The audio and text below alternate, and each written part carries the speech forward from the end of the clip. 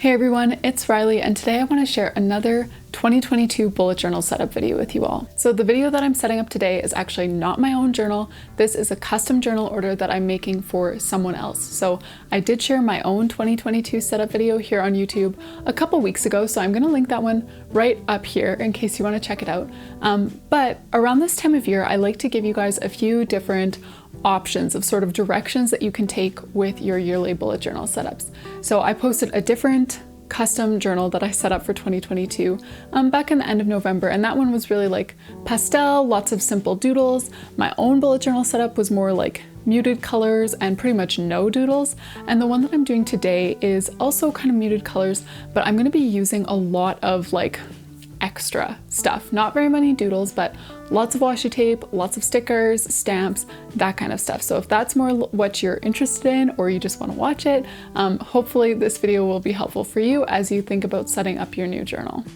So the journal that I'm using today is one of the Artist Loft journals. You can get these ones from Michaels, and they're really great quality for the price. And I always start off my custom journals with a name page like this, so it just says this journal belongs to, and then after this video I will go in and write the customer's name with white gel pen on top of this little black rectangle that I just made. So moving on to the title page and a looking back spread. So a reflections page like this is quite similar to what I did in my own journal for 2021, so about a year ago, but I decided not to do this in my own journal this year, just kind of a shift in priorities with my journal. But this page here is just to look back on the previous year and the things that you've experienced and accomplished and stuff like that. So I think this is an awesome page to include if you want to do a bit of reflection at the end of 2021. So like I said, I'll be doing quite a bit of collaging in this video, and I will have all of the supplies along with discount codes for pretty much everything down in the description. So I will kind of try to mention where I got things from in case you're interested. So far I've used my stamps from Paperwrld and some washi tape from the washi tape shop and that little circle sticker, as well as these vintage papers. These are from Journal Say. So this page is titled Goodbye 2021, and I'm just kind of filling the corners with little designs using all of these stickers and washi tape and those vintage papers and some more stamps here from Paperwrld.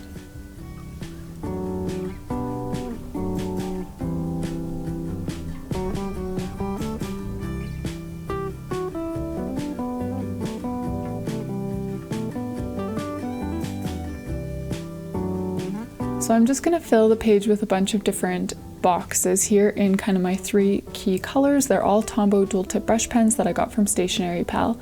So the prompt is in 2021, I. So if you want to do a page like this, you can include whatever kind of prompts you want. You can include things that you learned, things you were grateful for, things that you felt or experienced. The prompts that I'll be using are things that I tried, enjoyed, and accomplished in 2021.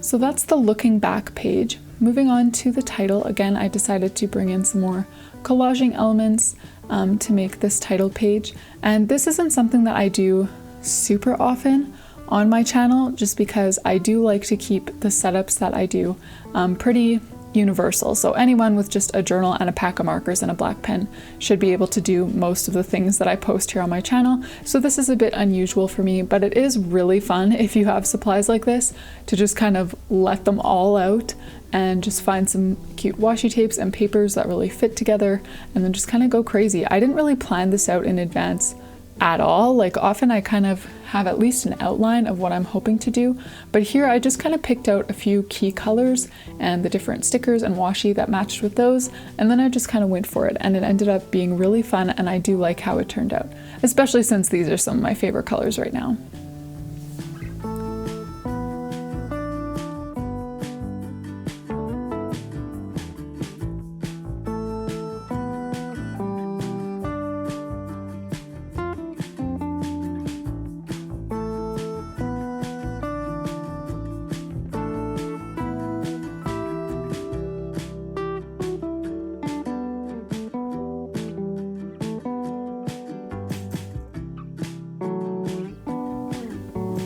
So the next page in this setup is her future log. So the future log here is going to span all 12 months of 2021, and I didn't do any sort of title here like future log or 2021. All I did was leave spaces for the monthly boxes because obviously that's what's most important, and I feel like it's kind of self-explanatory with a page like this, like what you're supposed to do with it. So anyways, I'm just making 3 boxes along the top and then the bottom of each page here for a total of 12. And this journal, these ones from Artist Loft, they are a little bit bigger than a regular A5 journal. So these boxes are 9 dot grid spaces wide with 1 gap between. But if you're using a normal size A5 journal, like the Archer and Olive ones that I use for myself, you'll only have room for boxes that are 8 dot grid spaces wide with 1 space in between. So this is a little bit of extra space, but not tons.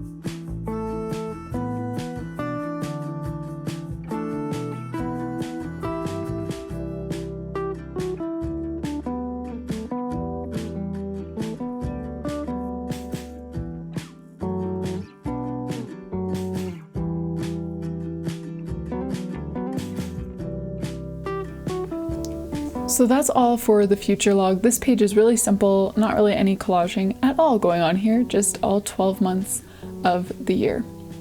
So the next page here is a goals page. So I'm using the thin side of my Tombow dual tip brush pens to write out the word goals in this sort of thin bubbly font, which I really like. And yeah, I would love to hear from you guys down in the comments about what kinds of pages you like to include at the beginning of the year. Do you like some of these basic ones that I'm doing here, like a future log or goals page? Do you have more like specialized pages that you use for yourself? What are kind of some of the musts at the beginning of the year?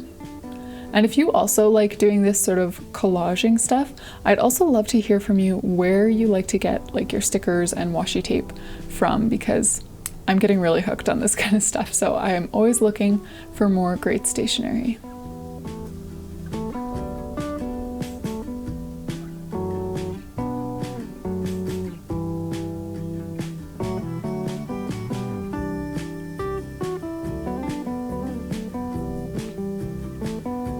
So instead of using that craft paper washi tape from Obujo, for the rest of this setup I did decide to use just plain old craft paper that I got in an Amazon parcel. The washi tape roll of craft paper is much easier to use and just more convenient to have in general, but I just have so much of this stuff, plus it's really easy to like crunch up, and it's really thin so it doesn't bulk up your journal too much even if you are crunching it up like this. So I'm just adding some to each corner here, and then I'm going to go in and create kind of a double outline, just like 2 layers of lines surrounding the page.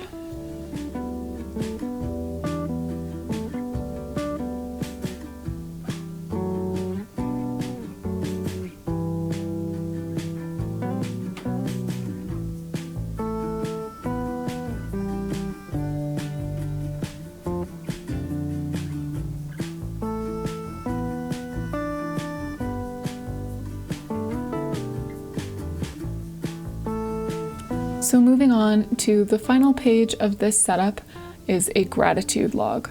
So I'm doing a weekly gratitude log, so I'm going to leave 52 lines so that every week of the year she can come here and just write down a sentence or so about what she was grateful for that week. So I've got 26 lines on the left page and then the other 26 on the right page, and then I've got those corners wide open to fill with craft paper, washi tape, stickers, all that kind of stuff.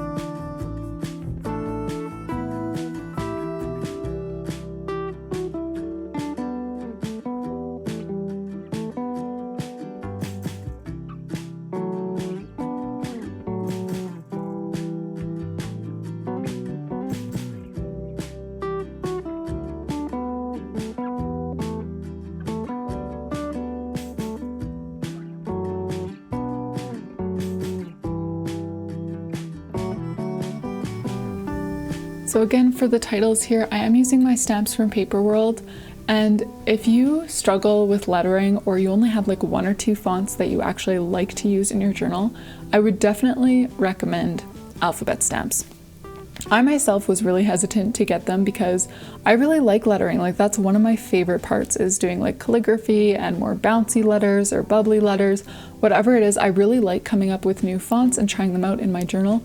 But there's just something about stamped letters that just look so classy, and I really have gotten hooked on them. So if you like lettering but want another font to add to your collection, or you just really dread it, I feel like getting stamps is a really, really easy way to dress up your journal. So I'm just putting the finishing touches here on this final gratitude page, and then we'll do a flip through of this whole journal setup. So we've got the title page and a reflection on 2021. Then we've got our really simple future log for all 12 months. Then is a big open goals page with lots of space to write down goals and action steps for each of them.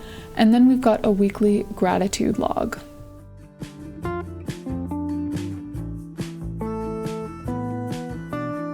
Thank you all so much for joining me to set up this journal for 2022. I hope that you all enjoyed it, and I hope to see you in my next video.